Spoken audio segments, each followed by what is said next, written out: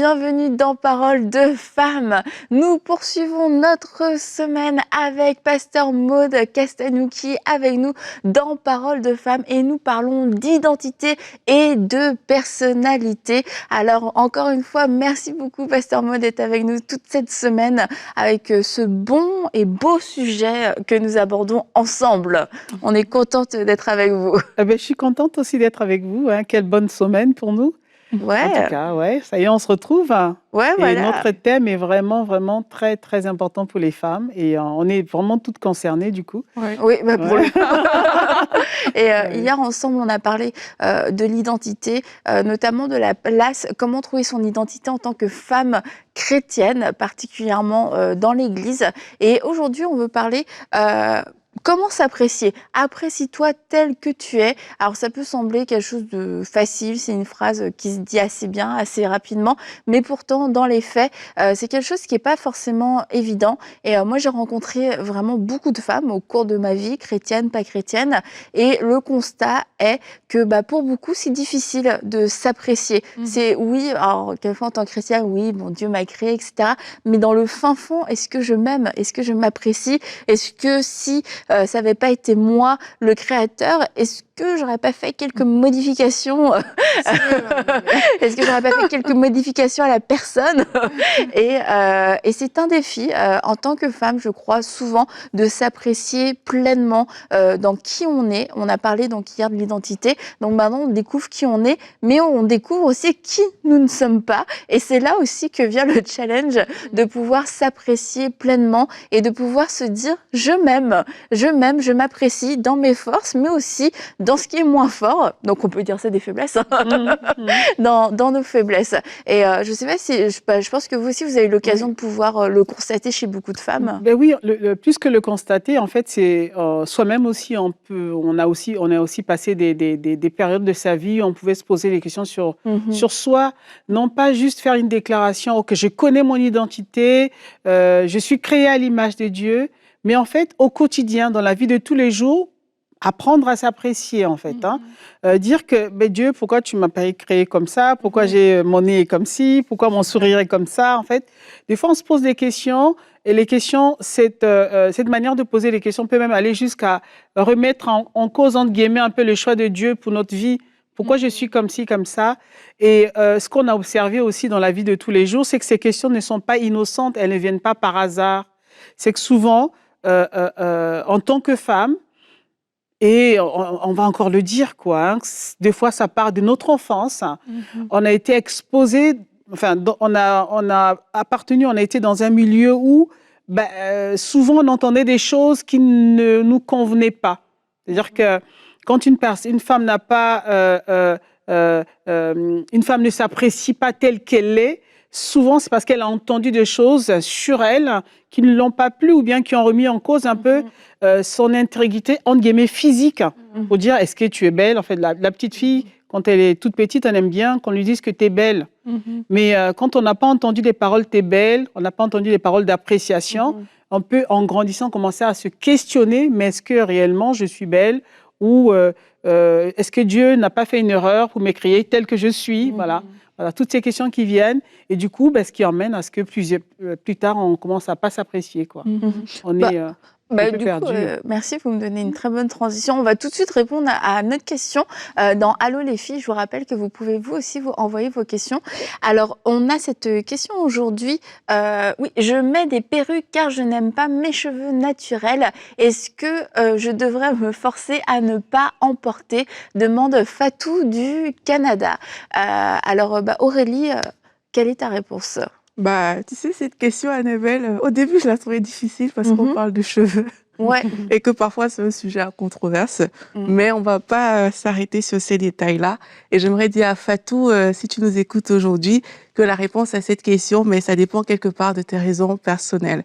Tu dis dans ta question que tu n'aimes pas en fait tes cheveux naturels, mais derrière le mot « je n'aime pas » peut se cacher plusieurs choses. Alors, je veux t'encourager en tout cas à te poser différentes questions Pourquoi est-ce que tu n'aimes pas tes cheveux?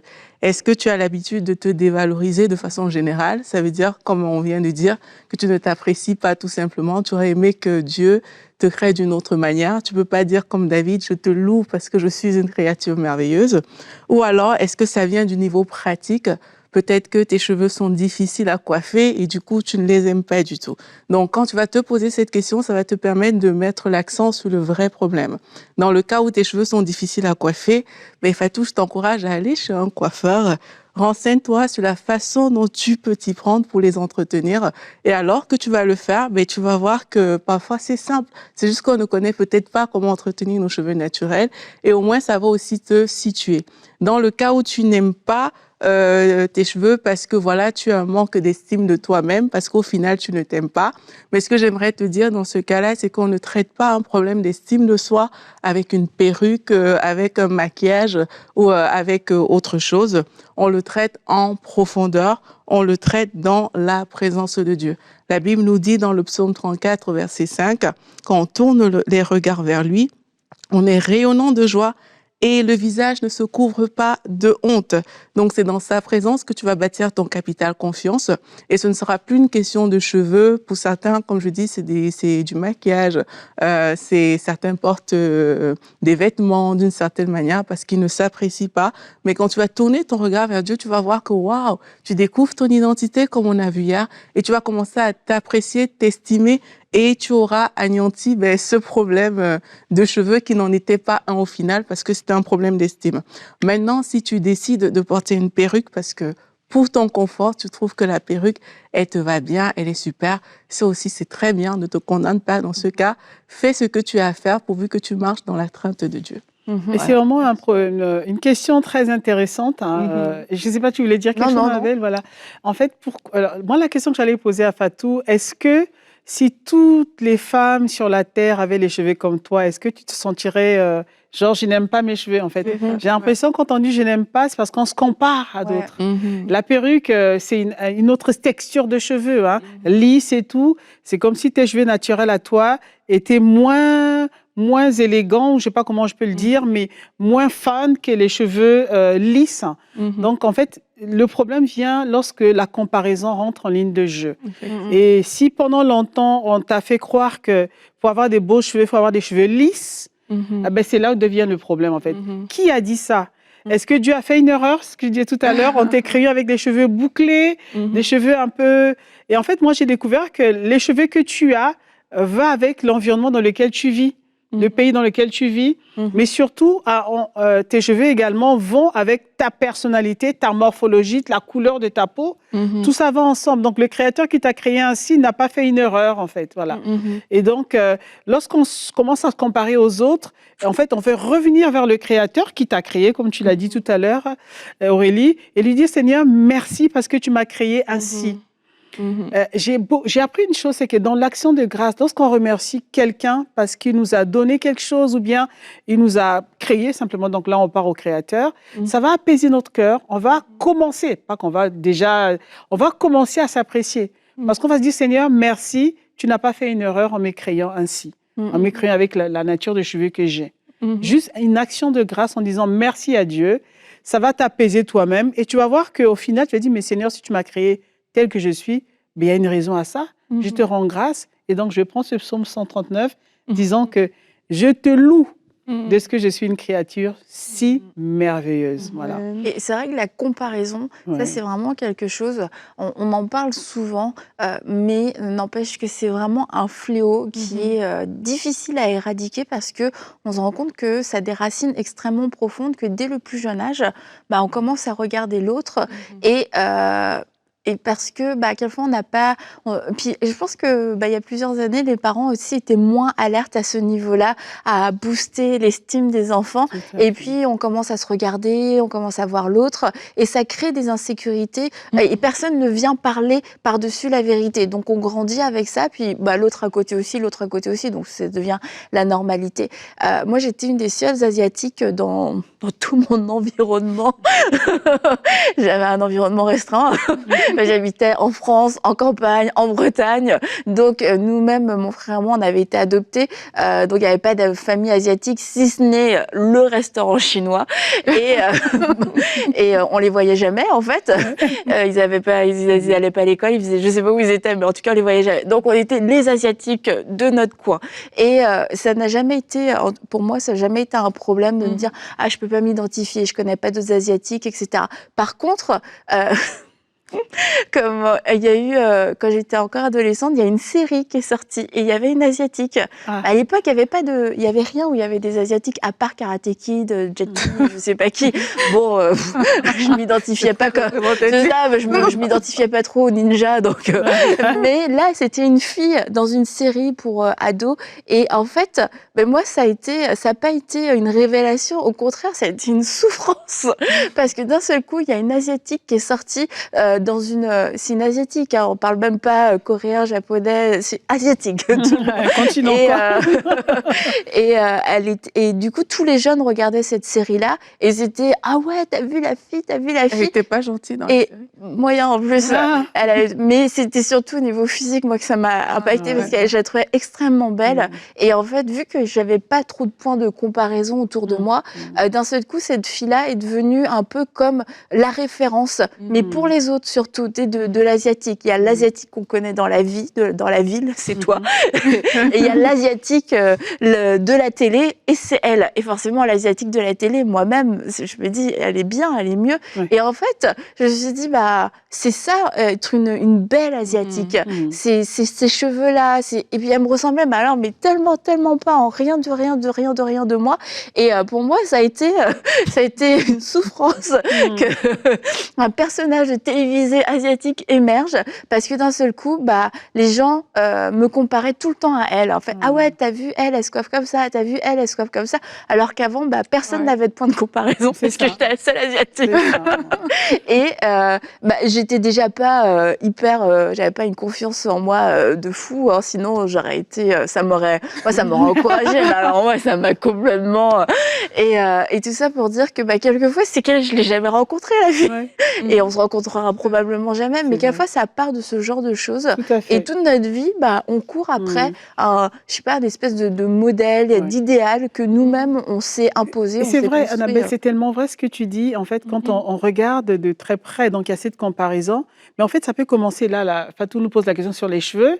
Ça peut paraître anodin, mais plus tard, ça va être la couleur de la peau, la couleur de mes yeux, ma manière de m'habiller. Ça va crescendo, en fait.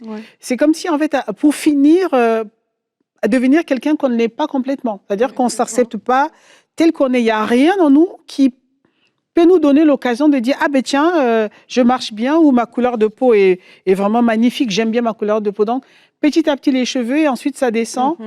Et il y a un trésor dans le psaume 139 de David. David l'écrit. Tout le monde connaît l'histoire de David. C'était un enfant qui a eu un passé quand même assez lourd. C'est pas qu'il a choisi. En fait, il n'a pas demandé à vivre tout ce qu'il a vécu. C'est un enfant abandonné, un enfant qui était en dehors de la maison, un enfant qui a grandi pratiquement seul dans la brousse, qui était là pour faire les faibles, tout ce que les autres ne pouvaient pas faire, c'est ce qu'il faisait. Un enfant né, comme il dit lui-même, d'une relation adultérienne. Donc c'est un enfant pas vraiment reconnu par le père, mais il était fils de son père quand même. Mais lorsqu'on voit le parcours de David, on se rend compte que ce garçon, malgré le fait qu'il n'a pas été accepté, c'est un enfant rejeté. Les gens ne le savent pas. David était un enfant rejeté.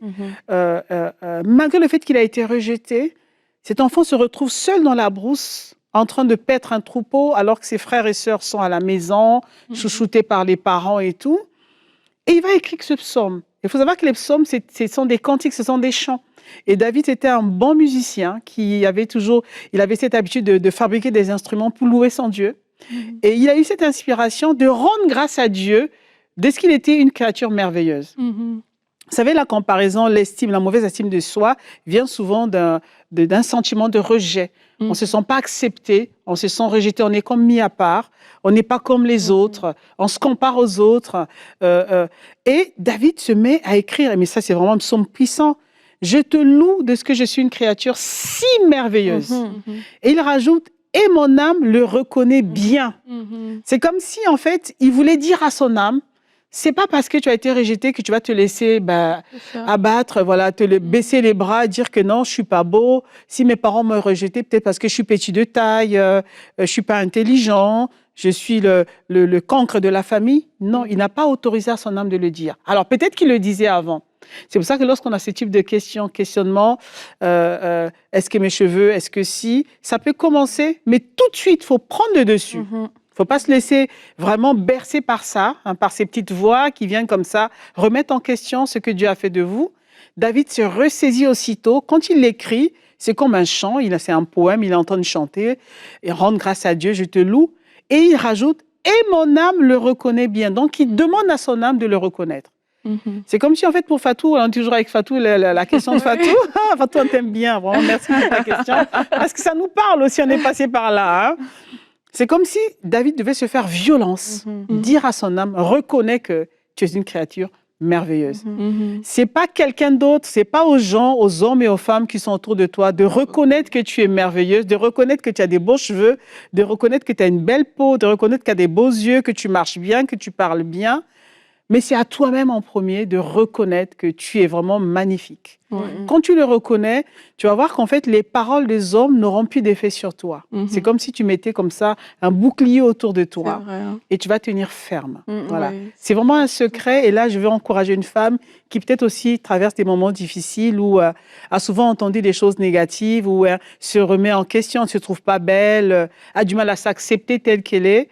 Moi, je pense qu'il faut commencer déjà à rendre grâce à Dieu et ensuite, dis à ton âme, non, tu es une créature merveilleuse. Amen. Alors, si quelqu'un a abattu, je ne sais pas si on peut prier pour une personne. Moi, j'aimerais bien, je le sens là maintenant, de le faire. Vraiment, si tu es passé par des moments difficiles où tu continues à traverser, des moments où tu te questionnes sur ta personnalité, sur qui tu es, sur est-ce que je suis belle, est-ce que je suis capable, est-ce que... Moi, j'aimerais prier avec toi. Le Seigneur va t'accorder la grâce vraiment de t'accepter tel que tu es et surtout aussi de reconnaître qu'il a fait un travail merveilleux en te créant. Et moi, j'ai tendance à dire aux femmes, lorsque Dieu nous a créés, il n'a pas fait des choses à la va-vite. Non, le Seigneur a pris le temps. Voilà. Regarde comment tu es là, regarde les formes que tu as.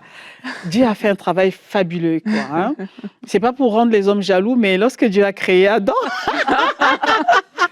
Dieu allait vite, il a pris la poussière de la terre et puis voilà, il a pris la matière première brute, paf, il a créé le corps, il a formé le corps d'Adam. Mais pour nous créer, le Seigneur n'a pas voulu retourner à la poussière. Il a dit, je vais prendre un produit fini et je vais le personnaliser encore. Je vais le rendre plus sophistiqué et Dieu a pris le temps de nous former. Il a tellement pris le temps de nous former qu'il a mis Adam dans un sommeil profond parce qu'il ne voulait pas être distrait. Hein? Et lorsqu'Adam a vu Ève, il a dit waouh! Il est devenu poète, j'ai l'habitude de le dire. Il commençait à prophétiser parce que la femme, l'être que Dieu avait créé, était magnifique. Elle était belle. La femme est un être belle, vraiment, une personne mais vraiment extraordinaire, avec les formes, avec la douceur, l'aisance, tout ça. Dieu a mis en nous, quoi. Voilà, je ne sais pas, est-ce que je te donne déjà envie? Alors, on va prier pour que le Seigneur te révèle cela. Seigneur, merci pour toutes les sœurs qui nous suivent, qui sont connectées avec nous, qui suivent cette émission, Père. Je vais simplement prier pour une sœur qui était abattue, qui avait du mal à avoir une bonne estime d'elle-même.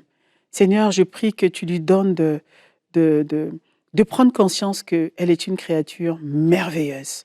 Que Seigneur, toi, Dieu notre Père, tu as pris le temps de la former, de lui donner la forme qu'elle a, de lui donner la couleur de peau qu'elle a, de lui donner les cheveux qu'elle a, de lui donner tout ce qu'elle a, parce que tu nous as créés comme étant des êtres uniques, Seigneur. Alors je prie que tu ouvres les yeux de nos cœurs, ouvre les yeux de cette sœur qui était dans les questionnements, dans le doute. Donne-lui de s'apprécier, Seigneur. Accorde-lui la grâce de se voir tel que toi, le Créateur, tu la vois. Tu n'as pas fait une erreur en la créant, Père. Je prie vraiment que tu donnes ce cœur qui permet de se voir tel que toi, tu l'as créé. Seigneur, merci. Fais-le au-delà de ce que nous pouvons te demander maintenant et que la joie d'être une femme soit déversée dans le cœur d'une personne. Merci, Père. À toi la gloire. Au nom de Jésus. Amen. Amen. Amen. Amen. Amen. Et il y a toute cette partie du physique où on doit laisser Dieu nous parler et nous faire comprendre que nous sommes, et accepter en fait que nous sommes cette créature merveilleuse au point de vue physique, mais aussi dans qui nous sommes et dans nos forces et dans nos faiblesses. Et ça, quelquefois, c'est aussi un défi. Alors autant on veut les cheveux de un tel, la peau, la grandeur, etc. Mais aussi, on peut vouloir les qualités d'une autre. Mais toi, tu parles tellement bien, mais toi, tu es tellement intelligent, mais toi, tu cuisines tellement bien, et puis toi, tu t'habilles tellement bien. Et puis, mais alors, du coup, on veut les qualités de tout le monde et on a du mal à apprécier nos propres forces. Et souvent, en tant que femme, on va avoir tendance à minimiser ce qu'on a et à idéaliser ce que l'autre a. Ce que l'autre a, c'est extraordinaire, mais on se rend pas compte que nous aussi, on porte des trésors en nous. Et pourquoi ces trésors aussi, quelquefois, ne grandissent pas? C'est parce qu'on ne les nourrit pas, on ne les cultive pas, on est juste en train de regarder les fleurs de la voisine, et toi, tes fleurs à toi sont en train de faner. Mais pourtant, on a ces trésors, et on porte chacune quelque chose de spécial, on a toutes des qualités différentes et des forces différentes, et si nous-mêmes, on va pas le faire, rassurez-vous, on fera ça après, mais parce que je connais un peu mieux Aurélie. Oui. Aurélie et moi, on l'a déjà dit, elle est le Nord, je suis le Sud. Et si je suis le Nord, tu es le Sud. On a des personnalités complètement différentes, oui. On a des forces vraiment différentes. Mais ça fait, Aurélie, que si on se retrouvait dans une aventure, bien on serait complémentaires. Ça, si on arrive à surmonter nos différences. Et en fait, c'est ça la chose, c'est que souvent, on va idéaliser, mais même quelquefois jalouser ce que l'autre a, parce qu'on n'arrive pas à s'apprécier. Et j'ai l'impression que moi, mes qualités, non, elles sont moins importantes, elles sont moins fortes, personne n'en voudrait, alors qu'en fait, la personne à côté, elle a exactement le même langage me concernant. Tout à fait. J'aimerais dire, Annabelle, rapidement, que, en fait, un défaut, parce que oui, ça peut arriver qu'on a des défauts, et c'est souvent ce qui se passe, c'est que tes yeux sont tellement ouverts sur tes défauts que ça occulte toutes tes qualités. Mais un défaut ne signifie pas qu'on est nul, ça ne signifie pas que tout le reste est à jeter, en fait. Et c'est aussi cette capacité d'apprendre à dissocier le défaut de sa personne que je pense qu'il faudrait qu'on puisse développer et se dire, oui, peut-être j'ai cette chose qu'il faut travailler, cet aspect de moi qu'il faut travailler, que je vois chez ma voisine, je vois qu'elle est calée là-dedans.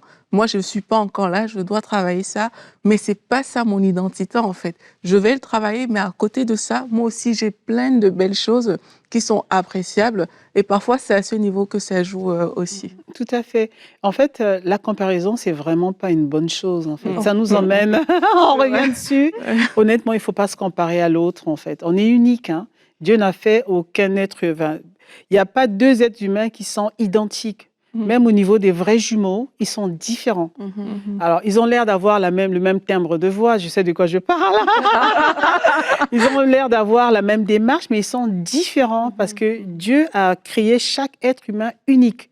Donc, dès lors que tu es unique, ma sœur, ou tu es unique, Annabelle, mais moi, je suis unique, je ne peux pas me comparer à quelqu'un d'autre. On ne sera jamais pareil. Donc, dans mon unicité, Dieu m'a également doté des capacités qui sont uniques. Je suis venue pour régler ou bien essayer d'aider, répondre à certains problèmes sur la terre. Donc, je suis unique dans ce que je fais. Si je l'accepte, je suis libre, en fait. Ça me libère, en fait, de toute forme de comparaison. Parce que, comme tu l'as dit, de la comparaison va venir la jalousie, la mauvaise estime de soi, le fait qu'on ait pu... Voilà, le complexe d'infériorité, et également aussi le fait de ne pas être satisfait, le manque de contentement, en fait. Donc, je ne saurais pas apprécier ce que j'ai, je ne saurais pas valoriser ce que l'autre a. Or, que le Seigneur a dit, tu aimeras le Seigneur ton Dieu de tout ton cœur, de toute ta pensée. Et tu aimeras ton prochain comme toi-même. Je dois aimer l'autre, je ne dois pas me comparer à l'autre. Alors, le secret pour aimer l'autre, pour valoriser, parce qu'il y a aussi ça, il y en a aussi qui ont du mal à complimenter les autres, valoriser les autres. Parce que quand on ne s'aime pas soi-même, on a du mal à aimer vraiment les autres. Donc, c'est comme si le commencement de la chose, c'est aimer soi-même. Si je m'apprécie, je suis à l'aise avec moi-même, je n'aurai pas de mal à dire Aurélie, t'es belle. J'aime bien comment t'es habillée. Voilà, ça sera naturel parce que je sais qui je suis. Donc, il y en a qui pensent qu'en faisant les compliments aux autres, ben, ils vont se... retire. Voilà, c'est ça, malheureusement. Mais c'est un mensonge de l'ennemi, en fait. Voilà. C'est ce que l'ennemi nous fait croire, alors que c'est un mensonge. En fait, on va voir la grandeur d'une femme lorsqu'elle va apprendre à apprécier les autres, à pouvoir faire des compliments. Là, on voit que c'est une grande dame. Parce qu'elle a de l'assurance, elle n'a pas peur de se considérer elle-même la seule belle sur la terre, mais voilà, les autres aussi peuvent être. Et voilà. Jean, bon, c'est un homme, hein, mais Jean-Baptiste a dit je ne suis pas celui que vous pensez que je suis parce qu'il va venir et moi je ne suis pas digne de délier ses sandales. Alors on pourrait croire que c'est un petit peu un langage d'auto-apitoiement, mais pas du tout. C'était comme je suis pas lui en fait. Vous essayez de me donner, de me faire croire ou d'espérer que je sois Jésus, mais je ne suis pas lui. Et Jean-Baptiste connaissait son mandat et du coup il savait aussi que lui pouvait pas sauver l'humanité, qu'il était cette voix qui l'annonçait. Et quand on sait qui on est, la réponse qu'on est aussi, notre mission, on va pas être dans cette insatisfaction perpétuelle de se dire « Ah, mais elle accomplit plus, et puis elle fait ci, elle fait ça ». C'est comme dans la parabole des talents. Dieu est souverain et il donne le nombre de talents selon la capacité qu'on a, selon ce qu'on doit accomplir aussi avec. Et on voit que l'erreur avec les talents, c'est de se dire finalement j'en ai qu'un, je vais pas en faire grand chose. Non, ça a été une déception. Cette attitude a été une déception. Donc même si on se dit je n'ai qu'un talent, moi j'ai très peu, lui il en a 10, il en a non, je vais être un fidèle intendant. Je vais faire ce qu'il y a de mieux avec le peu que j'ai reçu, et pas juste pour moi, mais pour glorifier Dieu, pour lui dire regarde, moi je trouve que c'est pas beaucoup ce que tu m'as confié, mais d'un autre côté, j'en fais rien parce que je trouve que c'est pas beaucoup. Non, je vais être un fidèle intendant qui va faire du mieux que je peux avec cette petite chose que moi j'estime être petit, mais encore une fois, on n'a pas le regard de Dieu parce que est petit pour nous. Pourquoi ? Parce qu'on vit dans une ère de réseaux sociaux aussi, où les chiffres sont... avant, oui, il y avait des chiffres, un chiffre d'affaires, ou un nombre d'employés, ou je sais quoi, un âge, un poids. Mais maintenant, il y a tellement de chiffres associés à la réussite que ça devient compliqué. Donc, c'est de se dire, qu'est-ce que Dieu m'a confié ? Est-ce que j'en fais quelque chose ? Et après, Dieu jugera lui-même de tout ça. Est-ce que vous vouliez ajouter quelque chose avant qu'on Ah non, mais je suis d'accord avec toi. Je t'écoutais, j'étais d'accord. C'est exactement ça, en fait. Et ce qui est dommage, c'est qu'en fait, le fait de ne pas s'apprécier entre nous les femmes, fait en sorte qu'on a du mal à travailler ensemble. Ouais. On a du mal à mettre ensemble tous les dons et les talents que Dieu nous a donnés, parce que quelqu'un disait que l'union fait la force. Si on se mettait tous ensemble, on serait plus forte, en fait. Voilà. On ferait plein de choses, on déplacerait les montagnes, on s'affirmerait également. Les gens diraient que waouh, les femmes, hein. Mais c'est parce que chacun dans son côté, chacun est en train de regarder son nombril, regarder ses bobos. Je suis pas assez, je suis pas ci, je suis pas ça. L'autre a, et du coup l'envie vient, la comparaison. C'est dommage, mais ça c'est un mensonge de l'ennemi. Et les femmes qui nous suivent ce matin comprennent que c'est pas la peine d'entrer sur ce chemin-là. Il y a vraiment un chemin où je m'apprécie, j'apprécie l'autre. Je valorise ce que Dieu a fait de nous, quoi. Et c'est pas possible seulement sur un plateau TV, vous dites, oui, mais moi, j'ai pas d'émission. Vous pouvez vous associer avec une autre sœur pour prier, vous associer avec quelqu'un d'autre pour un projet, vous associer pour servir, vous associer avec une femme que vous trouvez peut-être menaçante aujourd'hui, mais qui pourtant sera une grande source de bénédiction pour vous. Et laissez-vous inspirer, apprenons ensemble, tenons-nous ensemble, parce que c'est vrai, l'union fait la force. Alors n'ayez pas peur de ces femmes qui vous impressionnent, parce que déjà elles ont eu leur lutte, elles ont peut-être encore leur lutte, et elles peuvent aussi tellement vous apprendre, vous apporter, si nous sommes capables de se dire ouais Seigneur, je suis prête à apprendre, et puis je sais que moi aussi tu m'as donné quelque chose. Alors voilà, soyons fortes ensemble, apprenons à nous apprécier, et puis demain on va continuer et on va parler des fortes personnalités. Alors à demain dans Paroles de Femmes.